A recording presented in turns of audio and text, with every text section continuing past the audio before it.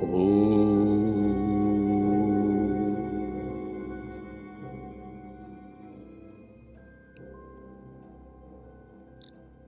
कृष्ण वंदे जगद्गुरु। सनातन में विज्ञान में आपका स्वागत है। हमेशा की तरह आज हम जो श्लोक लाए हैं वो गीता के प्रथम अध्याय का 45वां और 46वां श्लोक है। श्लोक पढ़ेंगे और उसके बाद आपको बताएंगे हिंदी में उसका अर्थ, और फिर हम बात करेंगे सनातन में विज्ञान की। आइए शुरू करते हैं। और ये जो स्कैनर आप देख रहे हैं, अगर आप इसमें पैसा डालते हैं तो वो ज़रूरतमंद गरीबों के ही काम आएगा। मुझे कुछ नहीं चाहिए, मेरे कोई आगे पीछे भी नहीं है और उम्र के इस पड़ाव पर कुछ अच्छा करने की सोचता हूँ। आइए शुरू करते हैं। अहोबत महत्यायम कर्तुम व्यवस्थिता वयम भद्राज्य सुख लोभेन हंतुम स्वजन मुद्यतः। ये 45वां श्लोक और अब 46वां श्लोक। यदि मां प्रतिकारम शस्त्रम शस्त्रपाणयः धार्तराष्ट्रारणे हन्युस्तन्मे क्षेमतरम भवेत्।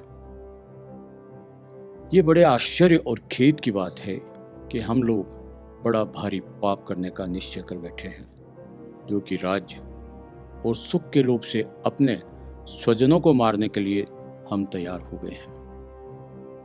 अगर ये हाथों से शस्त्र अस्त्र लिए हुए धृतराष्ट्र के पक्षपाती लोग युद्ध भूमि में सामना न करने वाले तथा शस्त्र रहित मेरे को मार भी दें तो वह मेरे लिए बड़ा ही हितकारक होगा। अर्जुन की मानसिकता इन शब्दों में परिलक्षित होती है। और गीता का जो ज्ञान है वो मनुष्य की जो पहले अपनी एक विचारधारा बनती है, मानसिकता बनती है, उसका जो जवाब है वो ही पूरी दुनिया में बल्कि मानव जाति के लिए एक आदर्श है, एक दिखाया हुआ रास्ता है। क्योंकि अगर अर्जुन की जगह मेरे जैसा तुच्छ प्राणी होता तो भी यही सोचता कि अपनों को मारकर इस राज्य का मैं क्या करूँगा। लेकिन जो जवाब है वो पूरी जीवन शैली का आदर्श है। तो ये तो रहा श्लोक, उसका अर्थ। और अब हम बात करते हैं सनातन में विज्ञान की। आपने सबने रामलीला तो देखी है। इतने प्रमुख प्रसंग है कि जो आपको जब मैं बताऊंगा अभी तो याद आएगा। लक्ष्मण रेखा, जी हाँ, जब रावण ने सीता माता का हरण किया था तो साधु वेश में जब वो आया था और झोंपड़ी में जब वो अंदर एंट्री ले रहा था, उस वक्त एक आग की लपट उठी थी जिससे वो चौंक गया था और पीछे गया था। और बाद में उन्होंने सीता माता से रिक्वेस्ट की थी, हाथ जोड़कर प्रार्थना की थी कि मैं बंधी हुई भिक्षा नहीं लेता, आप बाहर आइए। वो जो प्रसंग है उसमें जो हम बात कर रहे हैं विज्ञान की, वो है वो लक्ष्मण रेखा। जी हाँ, अब चूंकि हम आगे पीछे नहीं जानते तो हम उसे कहानियाँ मानते हैं, खूबसूरत कहानियाँ, अच्छा लगता है, सुनते हैं। लेकिन सनातन में एक भी शब्द, एक भी कथा इन जो नकली साधु लोग हैं और जो अपनी दुकानें खोल के बैठे हैं उनकी बात छोड़ दीजिए। ये हर युग में रहा है। देवता रहे हैं, राक्षस रहे हैं, भ्रष्टाचारी रहे हैं, उनकी हम बातें नहीं करते। ठोस जो सच में हुआ है उसकी बात करते हैं। जो लक्ष्मण रेखा है वो एक विधा थी हमारी, सोमतीति जिसका नाम था, जिसको कहा जाता था सोमतीति विधा। इसमें क्या होता है कि पृथ्वी और बृहस्पति के बीच की एक रेखा है जहां उसे स्थापित किया जाता है। और जो जल, वायु, अग्नि, इनको सोख कर इनका जो कोड है उसको एक अग्नि परमाणु में परिवर्तित करते हैं उल्टा करने से। एक प्रोसीजर है।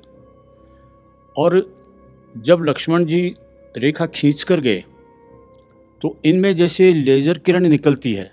आज भी बहुत से देशों के जो बार्ड वायर होते हैं या जो लाइन खींची जाती है उसमें ऐसा होता है कि टच करते ही अग्नि निकलती है। तो उस वक्त की तो बात ही अलग थी। तो जब वो बृहस्पति और पृथ्वी के बीच की जो स्थापित किया जाता था, शुरू में ये कहा जाता था कि ये मंत्रोच्चार करके वेदों का और लक्ष्मण जी ने रेखा खींची है।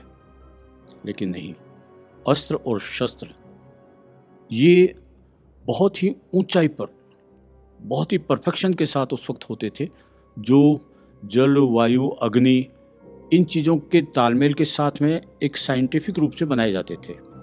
तो जब रावण एंट्री ले रहा था उसे नहीं पता था, और जो अग्नि वायु जल को सोखकर उल्टे रूप में जब उसमें लक्ष्मण जी ने उसमें डाला था तो वो लपट निकली थी। गनीमत थी कि वो आगे आया नहीं था, वरना भस्म हो जाता था। भस्म हो जाने की क्रिया के लिए ही वो रेखा खींची गई थी।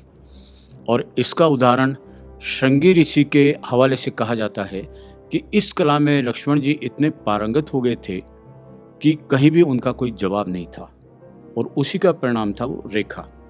तो हम जो भी पुराणों में, सनातन में कहानियों के रूप में भी सुनते हैं, वो सब साइंस है। और सच पूछो तो जहाँ भौतिकता खत्म होती है, पराकाष्ठा होती है, जहाँ साइंस समाप्त होता है, सनातन वहाँ शुरुआती सांसें शुरू करता है। आने वाली पीढ़ियाँ निश्चित रूप से इसको महसूस करेगी। आज के एपिसोड में इतना ही। मिलते हैं अगले एक और सनातन विज्ञान के एपिसोड के साथ में। जय श्री कृष्ण।